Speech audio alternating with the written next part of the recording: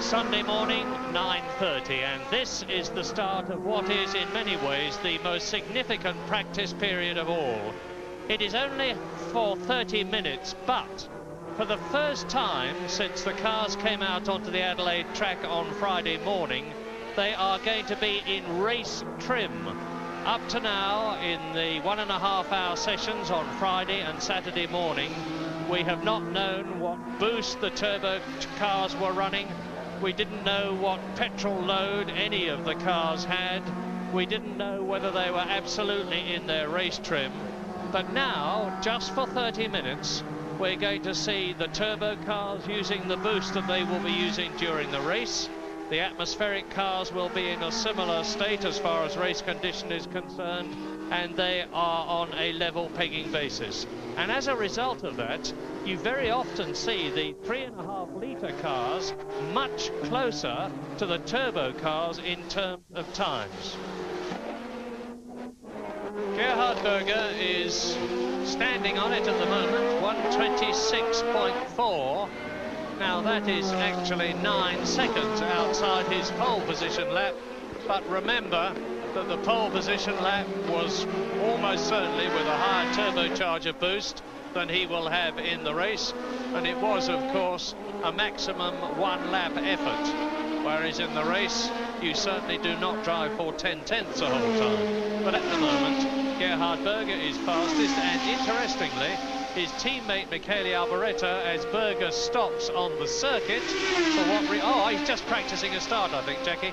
Well, it's much better for him to practice that start here at 9:35 in the morning rather than on the warm-up lap for this Grand Prix, because if something were to break in his drivetrain, clearly there would be time for it to be repaired before the race, and the clutch itself never wants to be heated up.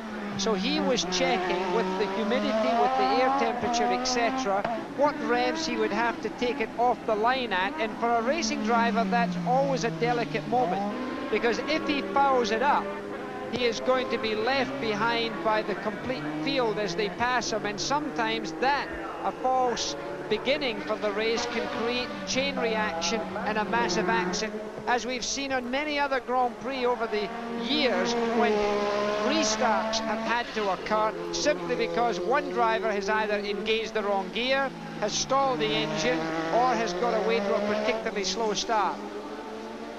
I was talking to a man this morning, Jackie, who has put $100,000 on Nigel Mansell.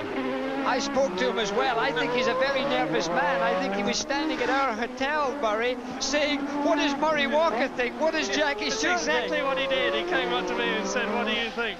Well, now, I've been saying watch Capelli for this race, and I am heartened at the moment. Not that I've put $100,000 on it.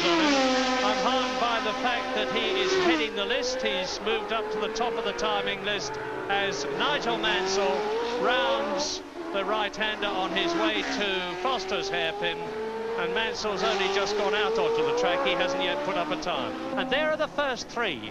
Berger, who is third fastest, Senna there, who's fastest, and Prost, who is second. And I guess they're testing each other here. I'm sure Berger did not want to let him pass there. I'm sure he was testing the speed. Now he's pulled back and let the two of them go through. It'll be interesting to see whether he holds with them, just to see how fast the opposition is. And this would be the only time during this whole weekend here in Adelaide where this kind of manoeuvre would be fair game.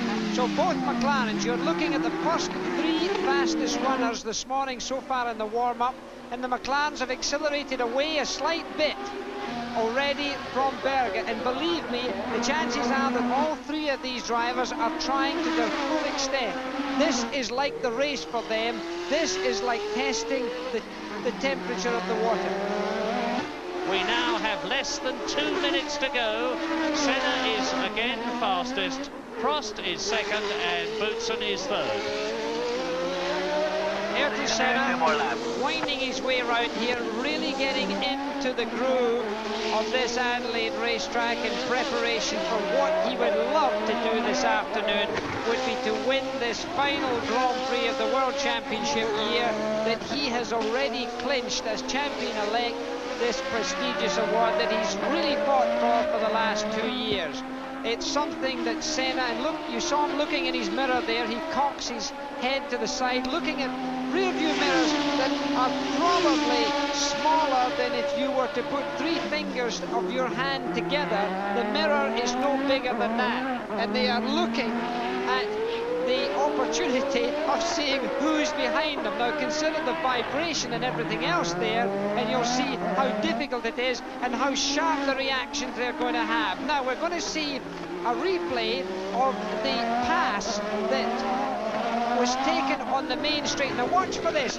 On Senna's, look, you see that hand darting out there from the cockpit? And watch, there is Prost passing. So Senna had made up his mind that he wanted Prost to pass. He signalled Prost, and the sharpness of eye that racing drivers have to take in with all of their vision is a small movement of literally a finger to tell them with everything else that's going on, pass me now.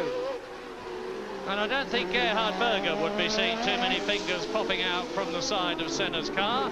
And the checkered flag, wielded by Glenn Dix, is out. There is Glenn. And Alain Prost has finished this final half hour of practice as the fastest man on the track. Half a second faster than Ayrton Senna, which is a lot in racing terms. Thierry Boutsen is 4/5 of a second slower than Senna, but 9/10 of a second slower than Prost. 3 turbo cars, 3 normally aspirated 3.5 metre cars in the top 6, and this says to me that the Australian Grand Prix is going to be really exciting.